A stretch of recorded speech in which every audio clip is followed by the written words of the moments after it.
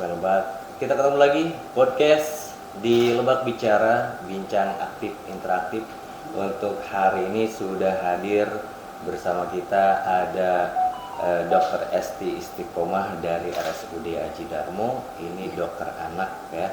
Dan temanya untuk hari ini itu tentang stunting pada anak ya Bu ya. Selamat pagi Bu Dokter. Pagi, Pak Nafis ya. Iya. Sehat ya Bu ya. Alhamdulillah. Dan ya perjalanan untuk dari RSUD ke sini itu emang sebentar ya. Berarti ini dari rumah sakit atau dari rumah sakit. Lagi bertugas. Bertugas ya, menyempatkan. Tapi tetap ya ada tugas negara. Tugas ya. negara, oke.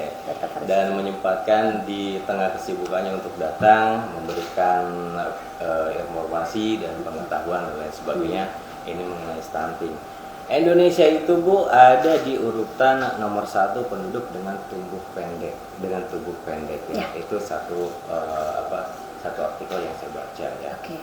Dan ini mengenai stunting mungkin ada beberapa orang yang bahkan mungkin belum tahu stunting itu apa, terus kendalanya apa, terus juga ciri-cirinya seperti apa gitu ya. Kita dari awal dulu, ini stunting itu apa disebut? Oke. Mungkin sebagai pendahuluan, kenapa kita mulai rada lebih boom ya istilahnya mengenai stunting. Sebenarnya mulainya dari awal 2007 ya, mulai awal 2007 kita mulai booming, apalagi ditunjang dengan ada laporan dari WHO ya. Kalau tidak salah 2021 itu ada sekitar 144 juta anak ya di dunia dan 53%-nya di Asia. Tadi untuk tahun 2022 mungkin yang sekarang yang satu ya 2022 itu kita Indonesia peringkat keempat ya. Terbanyak anak dengan stunting ya, setelah India, Nigeria, Pakistan yang notabene mohon maaf ya. Mungkin dari GDP-nya India mungkin di atas kita ya, tapi kan kalau Nigeria, Pakistan kan di bawah kita banget ya. Kita termasuk yang lebih up, tapi ternyata stunting kita banyak. Udah gitu ada laporan terbaru remaja. Jadi anak dengan ada laporan stunting di 77 negara di Asia dan ditambah dengan ada sebagian di Afrika, itu dilakukan ini sebagai pendahuluan ya. Dilakukan semacam kuesioner mengenai tingkat kecerdasan. Jadi remajanya mungkin pernah baca juga ya Pak Nafis ya, bahwa tingkat kecerdasan kita untuk tingkat remaja di bidang sains, matematika dan membaca itu peringkat ke-71 dari 77 negara yang diteliti. Nah ternyata ini korelasinya dengan stunting pada anak. Kalau stunting ini beda dengan gizi buruk ya. Gizi buruk itu kondisi yang keseluruhan. Jadi faktor gizi mungkin saya mulai dari secara global dulu. Anak itu yang kita periksa ada 3 hal ya. Pertama ada tinggi badan atau panjang badan menurut usia, ada grafik mungkin bisa ada yang hadir di sini, kita lihat ada growth chart WHO standar ya. Atau ibu-ibu, bapak-bapak yang suka bawa ke posyandu, di belakang buku KIA itu ada grafik. Nah itu yang diperiksa ada 3 dasar yang utama ditambah nanti ringkas kepala ya. Yang pertama ada panjang badan atau tinggi badan menurut usia, terus ada berat badan menurut usia, dan ada panjang badan menurut berat badan. Ditambah ada lingkar kepala menurut usia. Nah, untuk stunting itu sendiri adalah tinggi badan atau panjang badan menurut usia di bawah -2 standar deviasi. Kalau Bapak sama Ibu mungkin boleh dibuka kartu KMS-nya atau buku PIN-nya. Di grafik WHO kan ada tengah-tengah yang hijau. Ya, mungkin Pak Nafis mungkin pernah lihat tengah-tengah yang hijau terus ada 0. Nah, 0 terus ada di atasnya +1, +2, +3.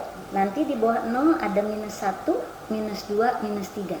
Nah, kalau yang normal memang antara kita di atasnya -2, di bawahnya +2 itu normal. Ya, nah ini di bawah -2 Kalau udah di bawah -3, jadi kan paling bawah itu -3. Ya, di bawah itu udah sangat pendek banget. Stunting itu kurang dari -2, jadi antara -3 dan -2. Maaf, saya lagi flu. Sama saya dua tuh. Lagi flu, jadi agak suaranya takutnya hilang timbul, nggak kedengaran ya. Jadi seperti itu. Stunting itu kita bilang adalah perawakan pendek, di mana menurut garis besar dari growth chart standar itu dengan tinggi badan atau panjang badan menurut usia kurang dari -2 standar deviasi. Itu secara definisi. Mungkin itu sebagai awalannya. Ya, itu Pak Nafis. Nah, ini untuk stunting berarti memang sudah ada, kalau obat ada takarannya ya. Oke. Ada takarannya ya, berarti kan. Di atas minus, di bawah. Kalau misalkan di atas yang ditentukan itu gimana? Oke, jadi saya kebetulan bawa buku stunting, maaf ya sebentar, saya takutnya ada di sini growth chart, kayaknya kurang ada, saya tadi lupa nggak bawa ya. Growth chartnya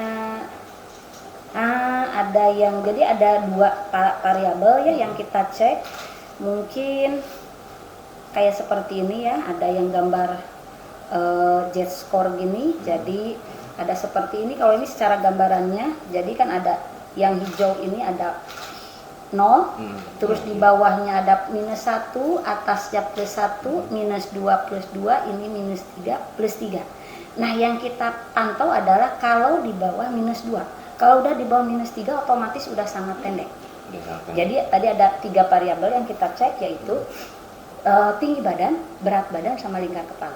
Stunting itu fokusnya di tinggi badan atau panjang badan. Mungkin agak ada pertanyaan juga, apa sih maksud tinggi badan, panjang badan? Kalau panjang badan kita asumsikan untuk anak kurang dari usia 2 tahun, di mana kita mengukur dengan cara dia ditelentang.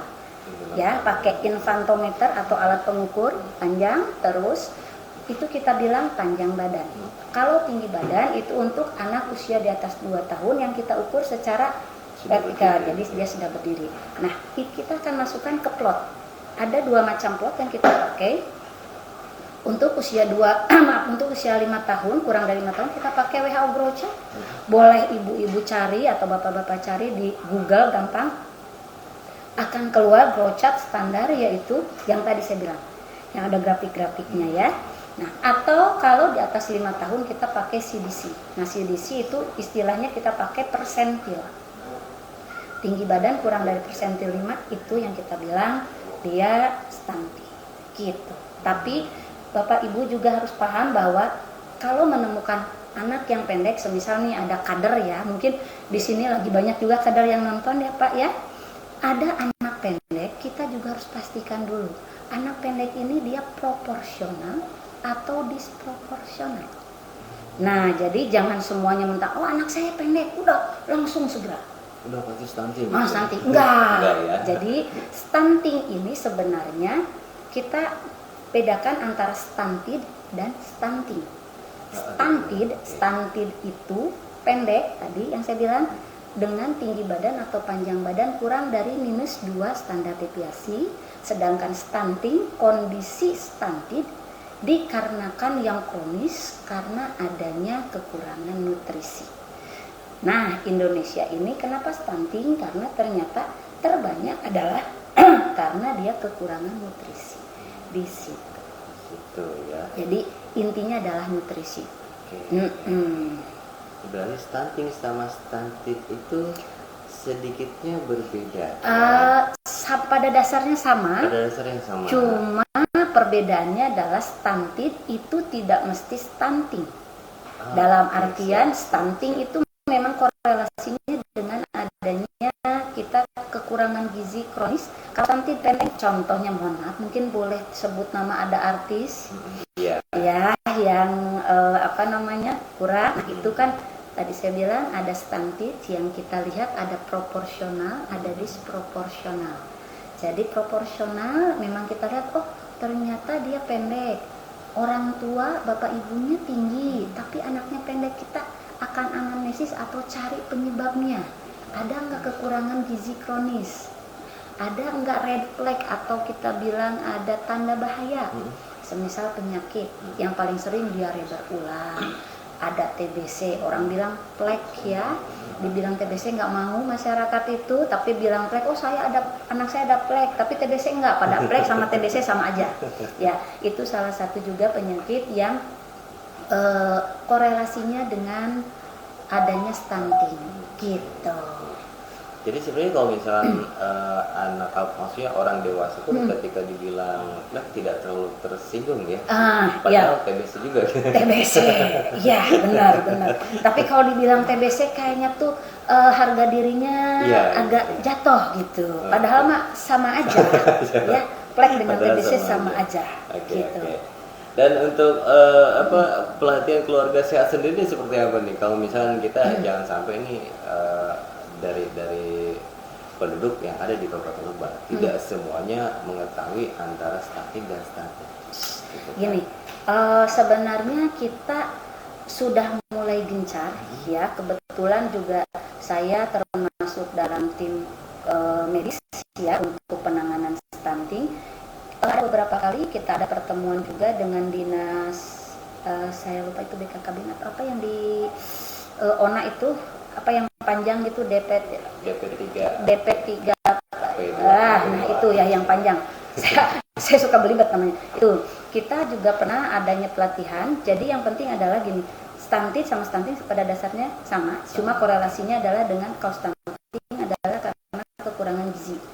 Yang penting adalah di masyarakat, terutama mungkin di ujung tombak ada kadang-kadang bidan-bidan sama perawat yang dari puskesmas, kalau menemukan anak ya posyandu, intinya posyandu itu jangan lupa untuk mengukur tinggi badan atau panjang badan. Untuk anak kurang dari 2 tahun kita ukur panjang badan, karena sambil tiduran, di atas 2 tahun kita berdiri ya, tinggi badan. Nah ini stunting, ini untuk 1000 kehidupan sebenarnya. Jadi mulai dari awal dia hamil. Makanya penanganan stunting itu kita bekerja sama juga dengan bagian OBGYN ya. OBGYN ini kita karena akan ada korelasinya pada bayi yang prematur dengan matur. Prematur itu kurang bulan, apalagi disertai dengan adanya BBLR, berat badan lahir rendah kurang dari 2.500, tidak memandang dia matur atau di atas 37 minggu atau kurang dari 37 minggu. Kalau berat badan lahir rendah, korelasinya kurang lebih 44% akan meningkatkan anak stunting di kemudian hari. Jadi kita pemerintah itu mulai dari awal ibu ini hamil. Ibu hamil untuk pemenuhan gizi, karena trimester awal itu pembentukan organogenesis, pembentukan organ-organ ya. Apalagi ibu-ibu hamil kan biasanya ada mual, muntah, asupan makanan nggak kurang. Nah kalau ibu hamilnya sendiri mengalami kekurangan gizi, otomatis bayi yang akan dilahirkan juga akan kurang. Nah kalau bayinya kurang, maka di kemudian hari akan terjadi stunting. Ya, stunting. Ibu kalau bapak di posyandu menemukan ada anak usia berapapun, ya terutama di bawah 2 tahun, yang kita kejar sebenarnya kurang dari usia 2 tahun. Ya, karena apa? Pertumbuhan linear bayi, anak itu tinggi sebelum istilahnya lebih panjangnya itu sebelum usia 2 tahun. Pertumbuhan linear bayi 0 sampai 12 bulan itu 24 cm selama 1 tahun. Jadi cepat. Nah kan Bapak mungkin lihat sama mungkin Ibu bisa lihat lahir dengan berat badan mungkin 3 kilo, panjang badan 50, maka usia 1 tahun kalau 24 cm berarti tambah 1 tahun dia akan mencapai usia 1 tahun itu dengan panjang badannya sudah 74. Nah karena pertumbuhan linear itu paling banyak di kurang usia 2 tahun. Nanti di usia 12 sampai 24 itu kurang lebih mulai agak turun ya, kurang lebih 12 sampai 18 gitu. Makanya kurang dari 2 tahun kita harus segera menemukan adanya stunting, karena di saat itulah kita bisa istilahnya mengoreksi stunting ini yang tadinya berat badannya kurang, tinggi badannya kurang, bisa kita kejar karena pertumbuhan linearnya juga cepat di situ. Tapi itu kembali lagi ke orang tuanya ya. Ya. Kembali lagi ke orang tuanya, kesadaran mereka untuk membawa ke posyandu, Ya. cek ke tempat kesehatan kayak gitu ya. Gitu. Kalau misalkan tidak ada, itu bagaimana? Nah, ini Permasalahannya tetap juga gitu kan. agak susah juga kalau udah kita hubungkan dengan poverty atau kemiskinan. Itu yang agak susah. Memang kita dokter anak juga kebentur kalau udah mengenai masalah kemiskinan. Cuma ada sebenarnya salah satu yang murah meriah, yaitu ASI. Kenapa harus ada ASI eksklusif? Tapi ingat juga Pak Ibu, ASI itu gizinya tergantung makan yang ibu makan itu makanannya, jadi gizinya kembali lagi ke orang tuanya. Jadi jangan sampai salah ya. Paradigma masyarakat terutama di Kabupaten Lebak, karena saya juga di sini udah lumayan lama ya. Kalau ibu melahirkan, biar ASI-nya banyak, yang dibanyakin sayur, yang dicari adalah daun katuk, biar ASI banyak, tapi tidak dipikirkan proteinnya, ya. Malah ada asumsi nih, kalau semisal ibu melahirkan SC, ya operasi, nggak boleh makan daging, nggak boleh makan ikan, kayak gatel, padahal itu salah. Itu salah ya. Justru protein itu harus tetap ditambahkan pada makanan ibu hamil. ASI eksklusif itu sendiri dengan gizi yang bagus, dia akan memproteksi anak dari adanya stunting di kemudian hari. Gitu. Kalau di atas usia 6 bulan kita MPASI. Nah, kesalahan juga nih di masyarakat. MPASI itu boleh dilihat bubur, tapi tidak dikenalkan protein. Katanya nanti protein di atas usia 1 tahun. Yang terjadi adalah angka kejadian anemia tinggi. Saya di rumah sakit Aji Darmo, anemia kekurangan zat besi, anemia defisiensi Fe itu tinggi banget. Ya, karena apa? Ketidaktahuan dan kepercayaan mungkin ya, kurang tahu juga, kepercayaan turun-temurun atau mungkin bayang. Jadi kalau bayi itu tidak boleh dikasih protein kalau kurang dari 1 tahun. Padahal pertumbuhan linear tadi berapa? 24 cm selama 1 tahun itu ditunjang dengan protein. Kita nggak akan bisa mengejar, ya. Baru hari kemarin saya ada anak usianya itu 4 tahun kalau nggak salah. Saya tidak menyebutkan namanya di sini karena tapi anak laki-laki usia 4 tahun datang dengan tinggi badannya hanya 80. Itu sudah dipastikan ya. Itu standar. Dari sini harusnya udah berapa? Udah di atas 90, udah mau 1 meter. Iya, ini cuma 80. Secara sekilas loh kok kurang.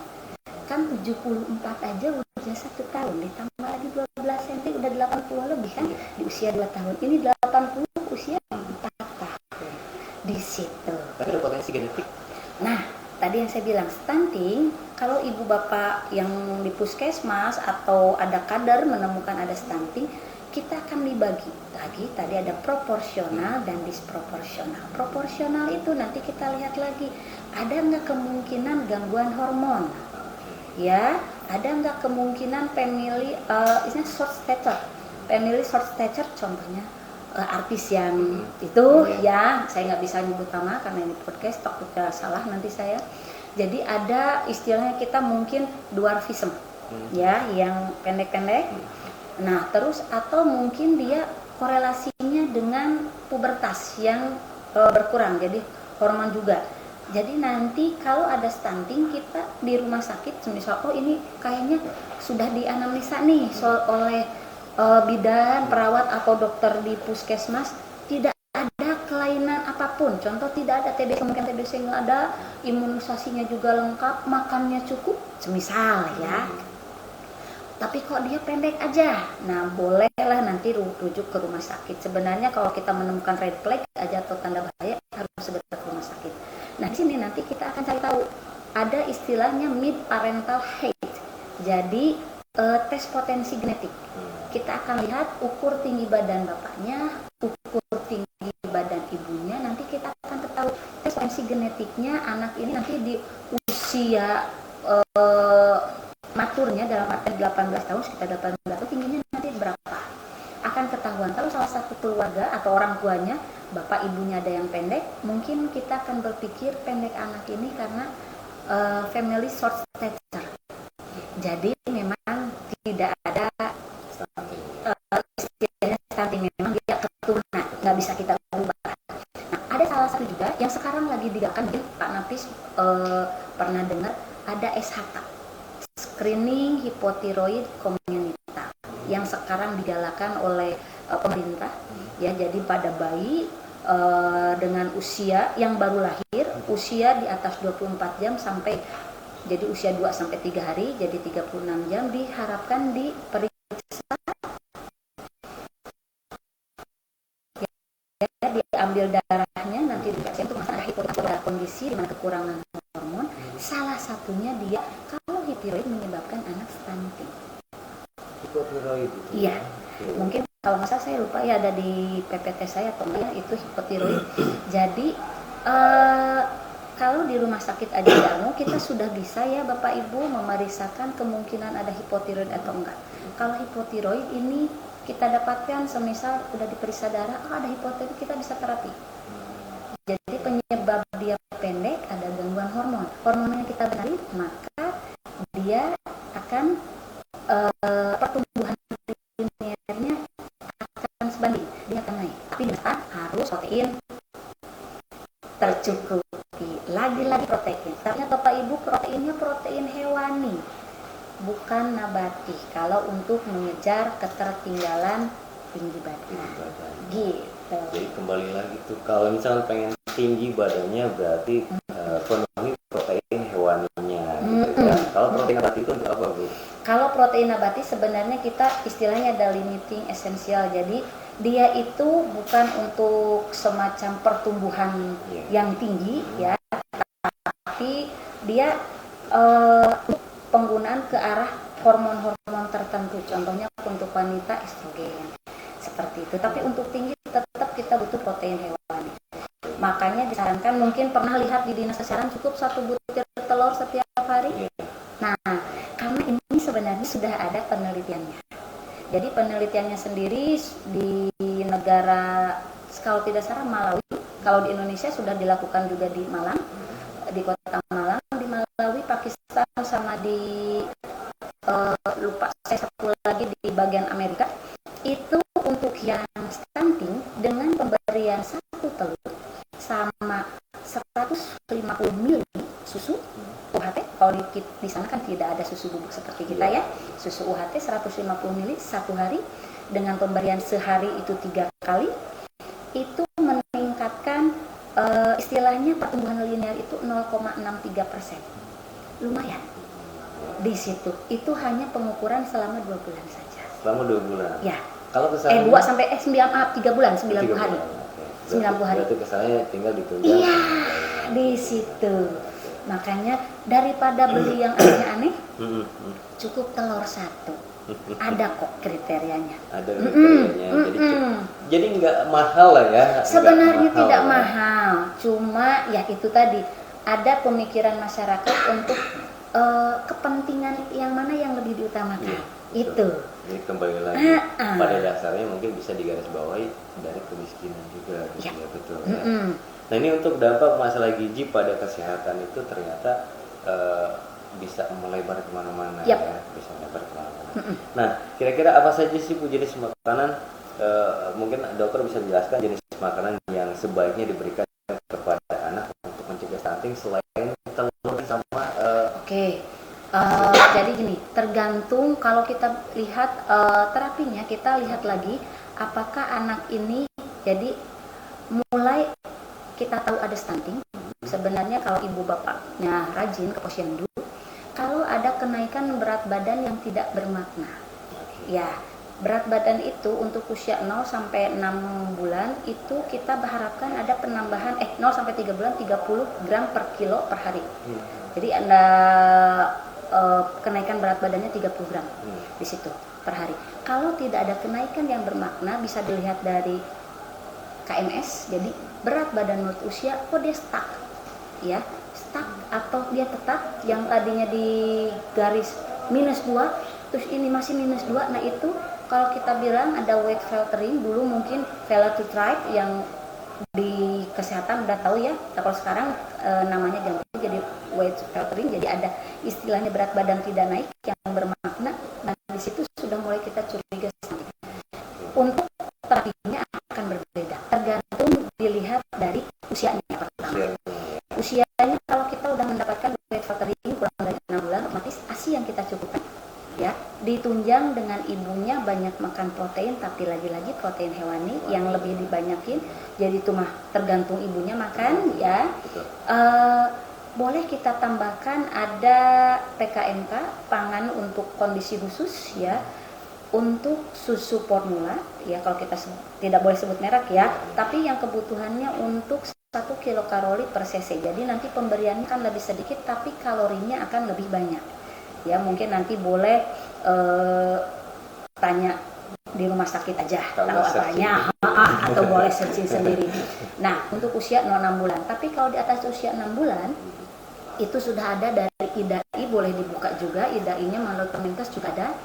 Tambahannya telur itu 1 butir cukup, 1 butir ibu setiap hari. Boleh ditambah dengan sekitar 1 sendok cincang ya, daging ayam atau daging sapi atau ati ayam. Itu boleh di mix. Gimana caranya? Otomatis bayi kan 6 bulan belum ada gigi, berarti kan harus di blender gitu, dibuat bubur. Jadi intinya adalah yang paling murah itu ada, yaitu telur. Kalau bapak sama ibu mungkin keberatan daging sapi mahal, bu dokter mahal ibu, daging sapi mahnya meser kudu saon gitu kan, masa nggak mungkin ya cuma beli 1 on aja. Jadi bisa sebenarnya, cuma cukup telur saja satu butir setiap hari, tapi nanti di atas usia 9 sampai 1 tahun mungkin sudah bertambah 2 butir telur. Tambahannya dengan susu yang tadi ya, yang 1 kilokalori per 1 cc. Yang kalorinya lebih tinggi gitu. Ya, kalori tinggi. Ya. Dan memang ini kalau untuk makanan itu bisa ditunjang dengan yang murah seperti telur ya. Tapi kalau untuk ASINya sendiri Bu, tidak semua, jadi gini dok ya, tidak semua ibu yang mempunyai anak, apalagi yang ibu muda, mereka langsung mempunyai ASI gitu kan. Nah itu dari mana tuh? Maksudnya gimana ceritanya sampai tidak turun ASI? Gini, ibu yang melahirkan tergantung dari usia kehamilannya juga. Kalau melahirkannya prematur dalam artian usia kehamilannya belum cukup, memang prolaktin atau istilahnya hormon yang merangsang pembentukan air susu itu juga belum terbentuk secara sempurna sebenarnya. Terus walaupun yang lahirnya matur di atas usia 37 minggu ada kok yang ASINya kok seret ya, karena memang belum terbentuk polanya.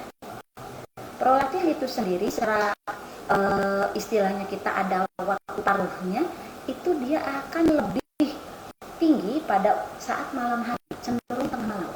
Makanya kenapa diharapkan kita harus terus, nah setiap 2 atau 3 jam. Bapak sistemnya kok nggak keluar ASI nih, udah 2 hari nggak keluar ASI, nggak usah khawatir. Nanti pasti akan keluar sendiri, tapi dengan catatan harus sering dirangsang. Dirangsangnya adalah dengan sering disusuin.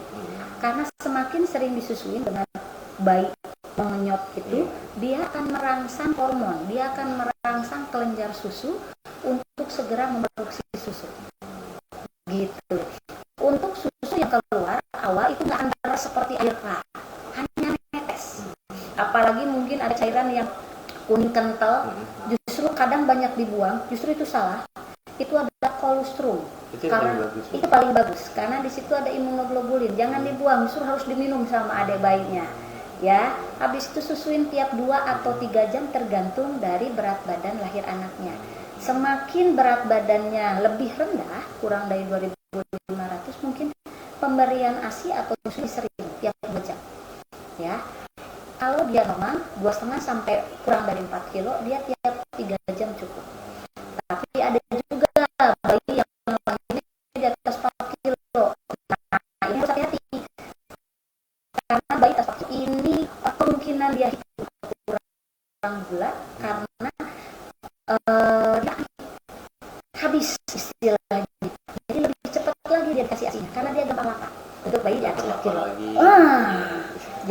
bayinya kurang dari 2,5, dia 2 jam, 2,5 sampai kurang dari 4 kilo, normal ya, berat badan normal itu tiap 3 jam cukup, tapi di atas 4 kilo, balik lagi kayak yang tadi kecil, di atas 4 kilo, dia gampang lapar, gampang hipoglikemi, gitu. Oke, dok, pernah menemukan kasus ketika menangani ibu yang menyusui, kalau misalnya harus menunggu sampai 1 atau 2 hari, apa kabar sama bayinya nih, gitu kan? Sebelum keluar air susunya itu kan, nanti jalan keluarnya seperti apa? Nanti kita akan lihat dulu, ya. Akan kita lihat dulu bayinya. Sebenarnya kebutuhan bayi itu dia ada istilahnya range-nya hanya sedikit. Waktu lahir itu bayi hanya butuh tidak seperti kita butuh banyak minum. Ya, tergantung dia lahirnya berapa beratnya. Kebutuhan bayi 60 sampai 80 ml per kilo per hari. Jadi, kalau semakin kecil dia kebutuhannya akan makin besar. Kalau makin matur dia masih kecil. Misal nih berat badan 3 kilo. Dia kebutuhannya hanya 60 untuk 60 ml per kilo, 180 ml itu kan dengan aquagelas juga banyak kan aquagelas ya, dibagi 8 kali pemberian, jadi sebenarnya cukup. Iya, jadi nggak usah khawatir. Kalau ibu takut tuh boleh pakai namanya pompa ya. Jadi kebutuhan pakaian bayi itu sebenarnya dia hanya sedikit untuk hari pertama, nanti naik tiap hari itu akan naik 10 sampai 20 ml kebutuhan cairannya. Itu juga sebanding dengan produksi ASI-nya. Allah tuh Maha tahu, Pak. Ya. Jadi hari pertama memang kelihatannya seret karena kebutuhan bayinya juga sedikit. Ya. Jadi bayi yang normal aja butuhnya cuma segitu. Paling sehari, jadi 24 jam itu kan seberapa? Kalau bapak sama ibu mungkin, kalau saya karena sering ada istilahnya di ruangan ya, dilihat memang ya cuma sedikit ya, netes tes kayak gitu, kadang cuma muncul itu ya, kalau dikumpulin ya segitu nantinya. Nah itu aja kalau kita ini istilahkan satu aqua aja kan 220 mili ya, aqua gelas mohon maaf saya sebut merek, jadi ini apa, mineral, air mineral gelas itu hanya 220 ya, 220. Kalau kita bagi 8 berapa? Iya, jadi cuma sedikit. Iya, memang. Nanti biasanya hari ketiga itu mulai banyak, di atas hari ketujuh udah mulai banyak. Gitu. Gak tahu ya. Karena mungkin ya pertama dari tidak terlalu nggak ngerti juga. Ya. Gitu kan. Jadi terkadang pernah dari tetangga gitu kan menemukan, saya sendiri menemukan gitu seperti itu. Si ibu ini malah panik, nggak ada airnya, ya. Harus pakai ini gitu. Udah sibuk langsung beli susu ya, susu formula udah ngocek. Nah itu gimana itu, Bu? Ya, jadi, sebenarnya sayang banget sebenarnya, karena yang bagus itu, apalagi saya bilang tadi kolostrum itu akan muncul di 24 jam pertama. Nah, akhirnya ketakutannya justru kolostrum nggak segera dirangsang buat keluar, ya malah dikasih susu formula. Akhirnya bayi kan jadinya sayang kan, nggak dapat ya, padahal itu yang paling utama. Itu yang saya sangat menyayangkan. Tapi akan berbeda kalau ibunya sakit atau bayinya sakit. Semisal nih di rumah sakit kita ada ruang ginekologi, kalau bayinya sakit memang kita nggak bisa rawat. Nah, kondisi seperti itu mau nggak mau, kalau memang aksinya belum ada lagi ibu yang habis melahirkan masuk di ICU, otomatis kan tidak mungkin aksinya karena ibunya juga nggak sadar. Nah, saat itu baru kita kasih susu formula di situ. Kalau ada ASI mah tetap kita kasih ASI.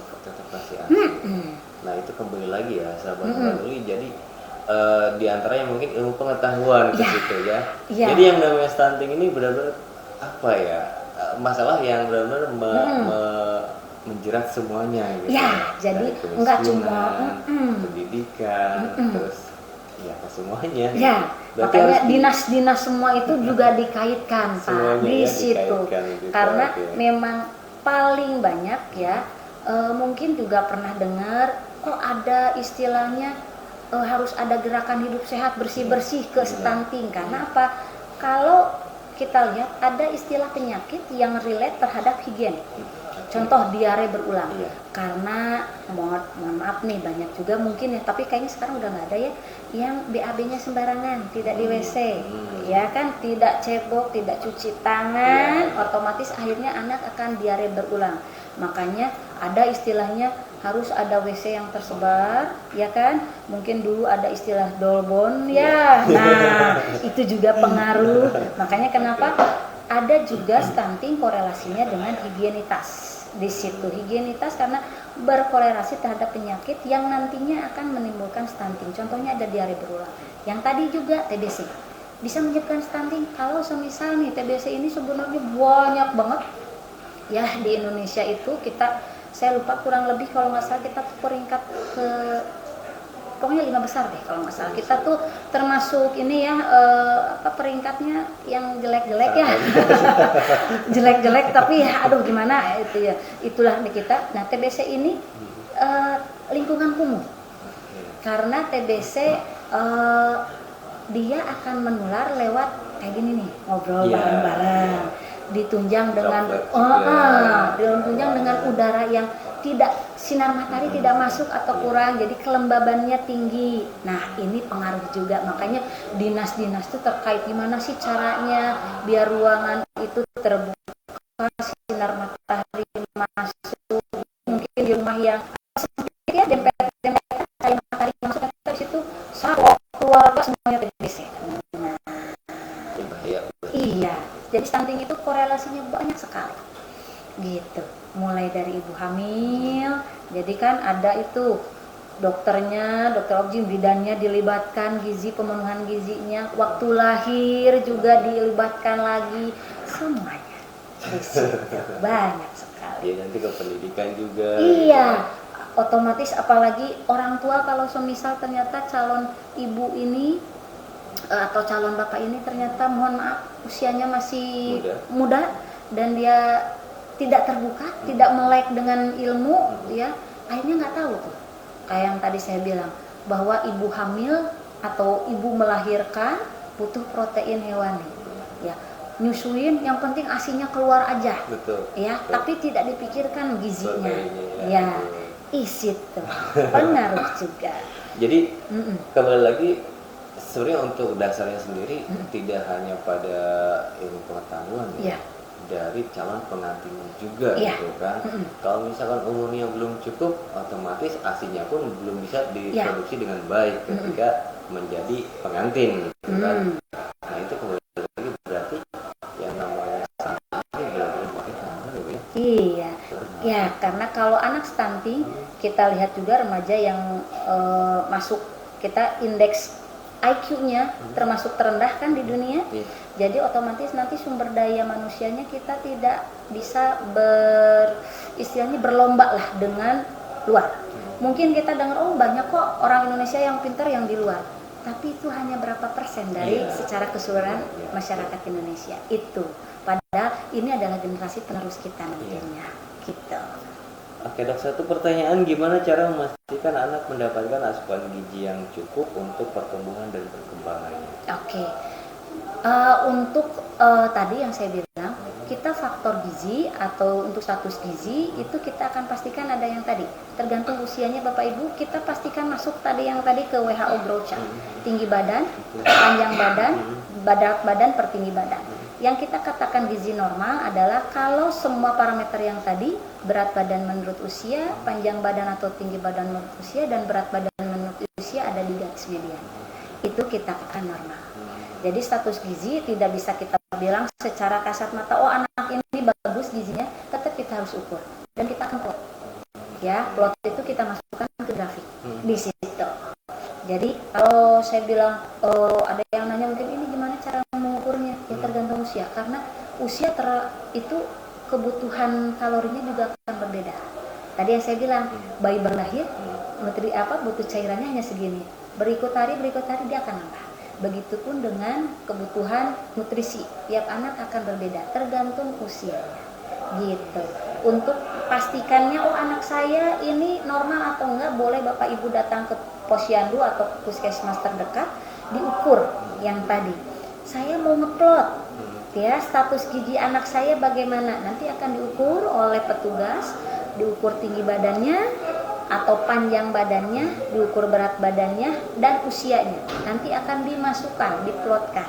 Ibu juga harus bilang anak ibu usia berapa, ya, karena nanti akan ada istilah kita usia koreksi untuk usia kurang dari 2 tahun kalau anak ini lahirnya prematur.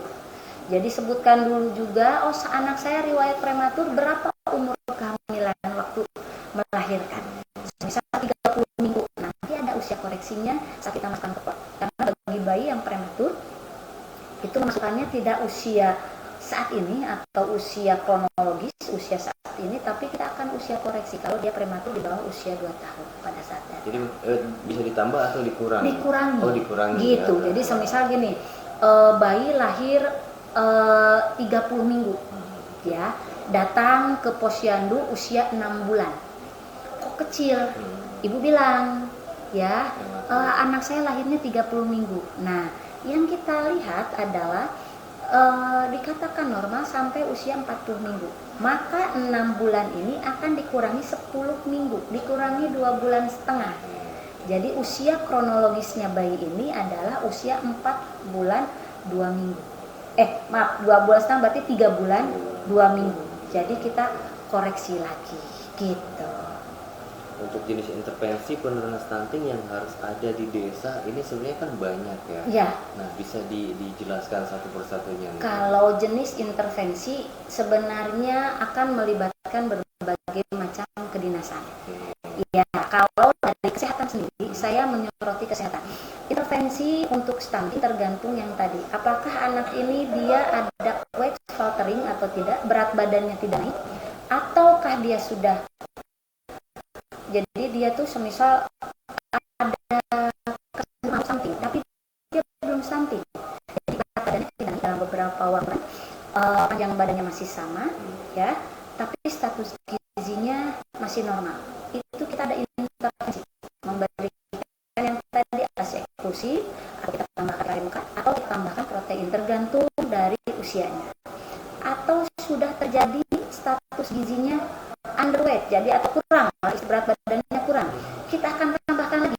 Korelasinya protein hewani akan ditambahkan kembali, lebih banyak, ya.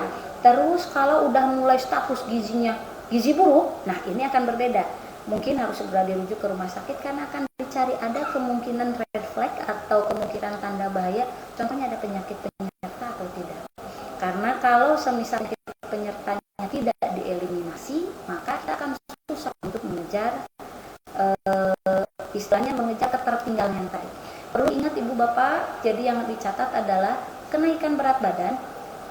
Kalau semisal ibu sudah menemukan ada stunting, jangan diukur dulu tingginya dulu, ya, berat badan dulu. Kita capai dulu berat badan idealnya, karena dengan berat badan ideal maka hormon pertumbuhan pun akan mencapai tingkat sempurna. Karena insulin like growth hormone faktor itu, jadi IGF-1 itu akan korelasi juga dengan kecukupan protein. Jadi dengan berat badan yang cukup, otomatis protein juga kemungkinannya besar cukup. Itu nanti akan korelasinya dengan hormon pertumbuhan yang tadi, akan meningkatkan pertumbuhan linear. Jadi tidak dulu mengukur tinggi badan kalau stunting. Ukur dulu berat badannya sudah tercapai belum, berat badan per usianya sudah mencapai di median belum. Kalau sudah mencapai median, baru kita akan pantau ke arah tinggi badan.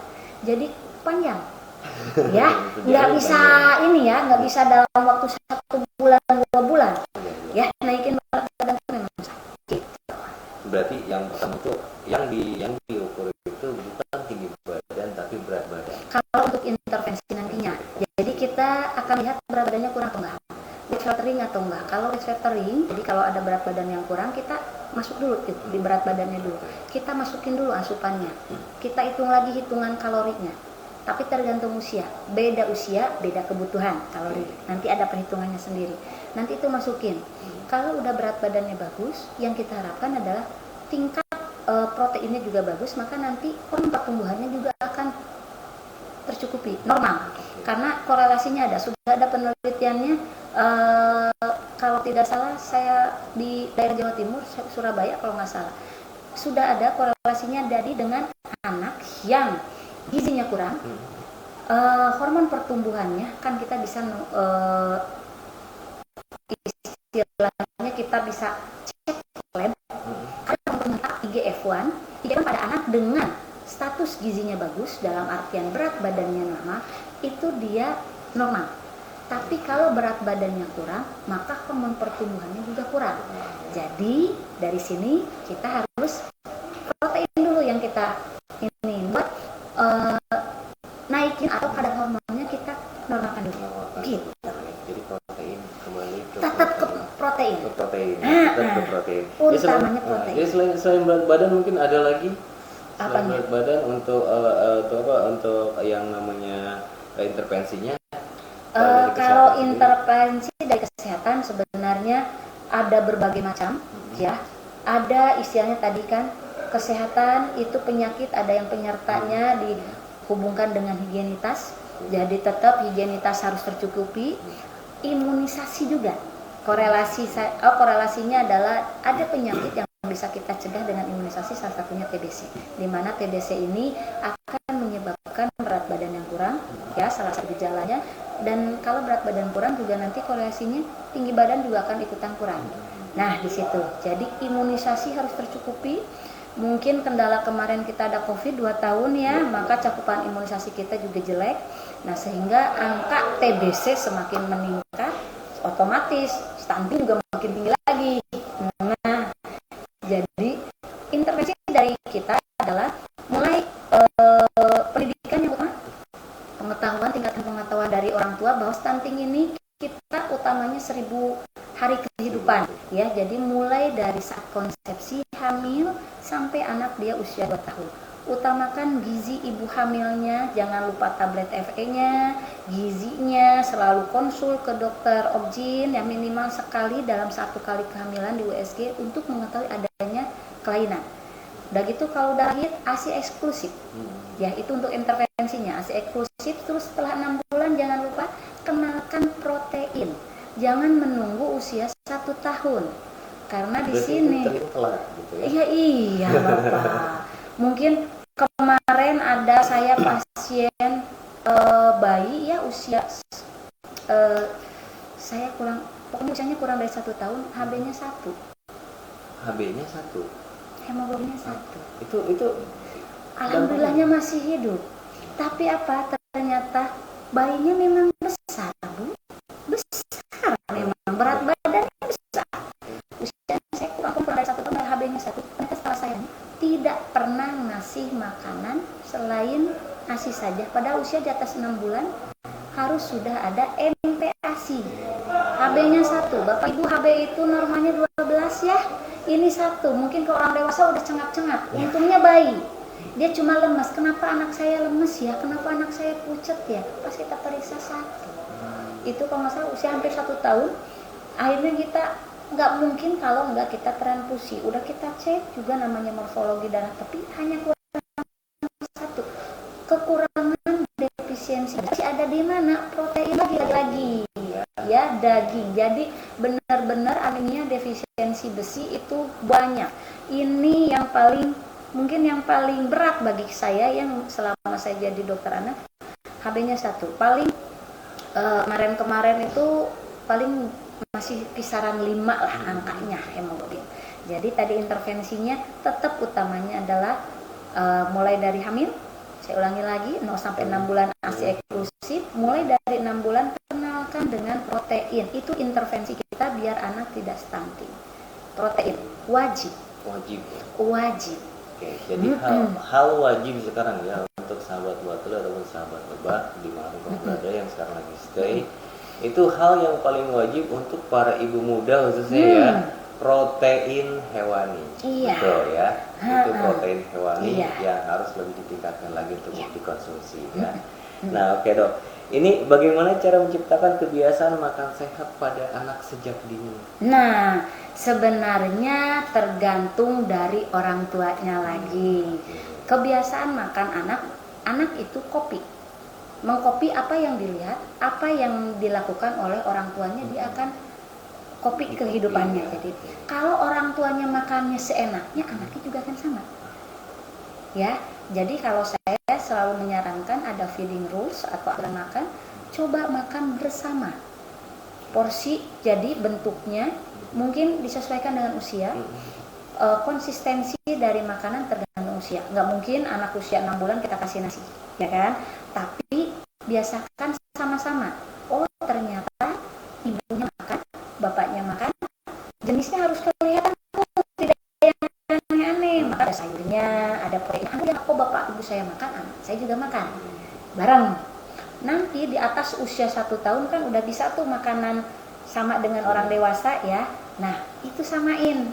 Menunya jangan sampai gini, anaknya disuruh makan sayur daging, bapaknya makan bakso, mie, ayam, seblak. Atau anaknya juga, loh kok mama makan itu, bapak makan itu, kenapa saya harus makan ini? Nah, jadi lingkungan dulu yang harus mengenalkan. Jadi kenapa saya bilang ada istilahnya keluarga harmonis ya, mungkin dia makan bersama akan agak susah. Contohnya saya juga ya, saya juga nggak bisa menemani anak saya makan setiap hari, tapi usahakan bagi mungkin orang tua yang bekerja, mungkin sarapan ya bisa bareng-bareng bersama ya, sarapan bersama dengan menu yang sama. Makan siang mungkin kita agak lengah karena kita kerja, makan malam bisa bersama-sama lagi, tapi dengan menu yang sehat. Anak itu akan mengkopi orang tua. Kalau orang tuanya senangnya aneh-aneh, anak juga akan senang aneh-aneh. Jadi mengikuti, selalu iya. Kalau sudah dibiasakan dari kecil, maka dia akan tahu, oh ini makanan yang baik, oh ini makanan yang jelek. Gitu. Dia tetap harus memberi contoh secara dengan cara makan bersama. Ya, oke. Iya. Itu luar biasa. Jadi tetap harus ada waktu yang diluangkan untuk bisa bersama-sama makan. Ya. Tapi ingat, anak ini bukan tanggung jawab ibunya saja. Iya, betul. Ya.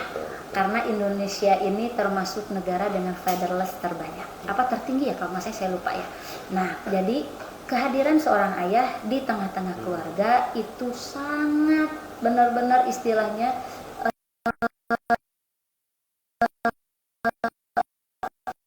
memberikan pengaruh yang besar. Ya, anak itu akan timbul keberanian kalau ada ayahnya. Gitu. Jadi wajib ada ayahnya.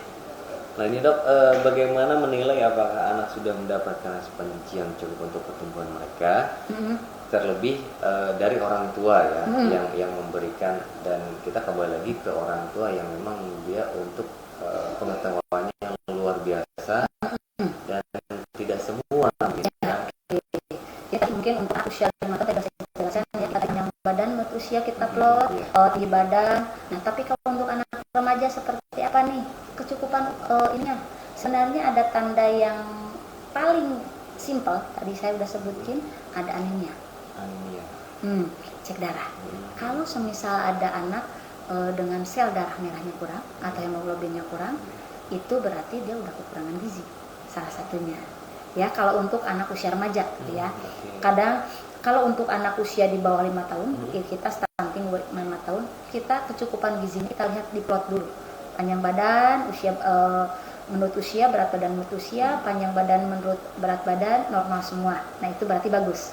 Tapi kalau untuk anak remaja, gimana nih caranya kita anak sekolah kita juga bingung ya, kita kerja. Anak SD lah menjelang remaja, bagusnya gimana, ini bagus nggak nih?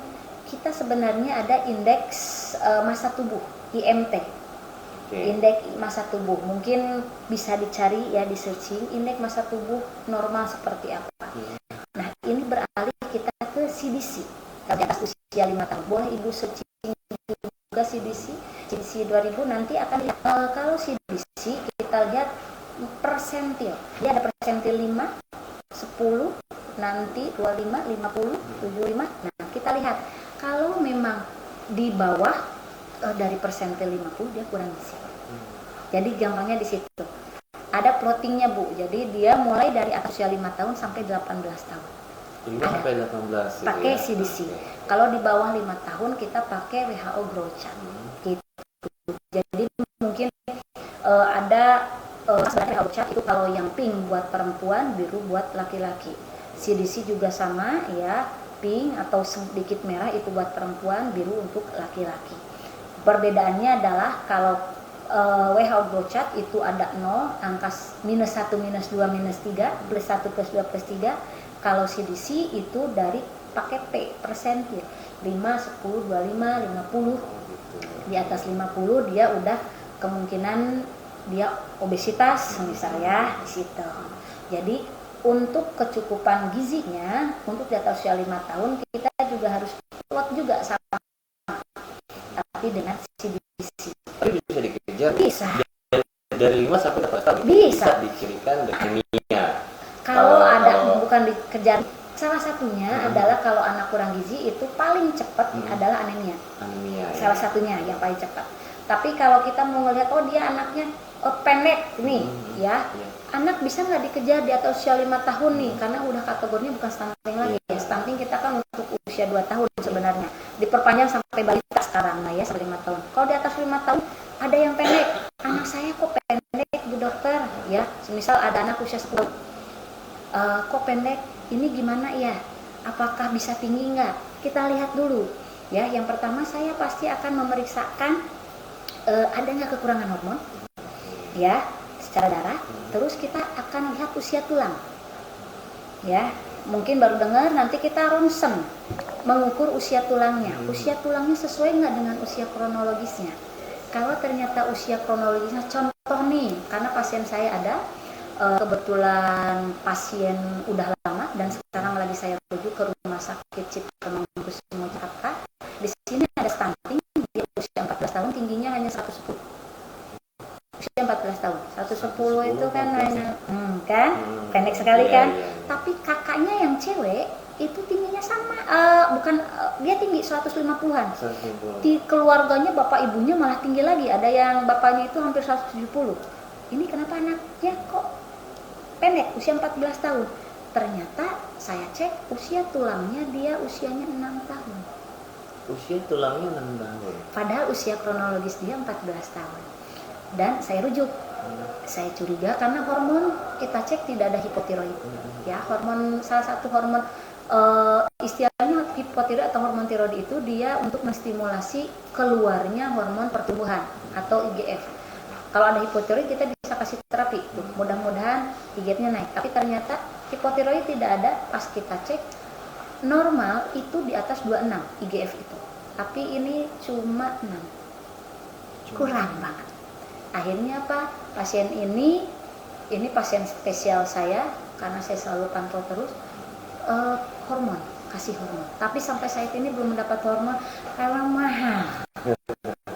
Suntik 1 juta Pak. Suntik 1 juta Pak. Ya, suntik kita gitu ya. Suntik 1 juta. Aduh. Dan itu tidak ditanggung BPJS. Tidak ditanggung. Belum. Ini luar biasa berarti untuk orang-orang yang punya keuangan yang lebih ya. Gitu.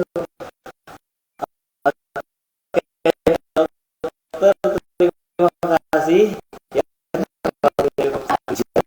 Stunting ada yang sudah kalau stunting itu memang banyak yang harus diekspor juga.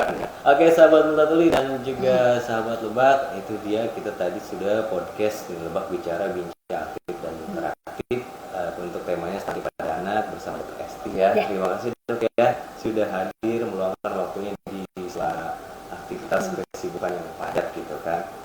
Nah, ini untuk podcast Lebak bicara ini bakal terus digelar selama setiap hari Rabu dari jam 10 sampai dengan jam 11 ya.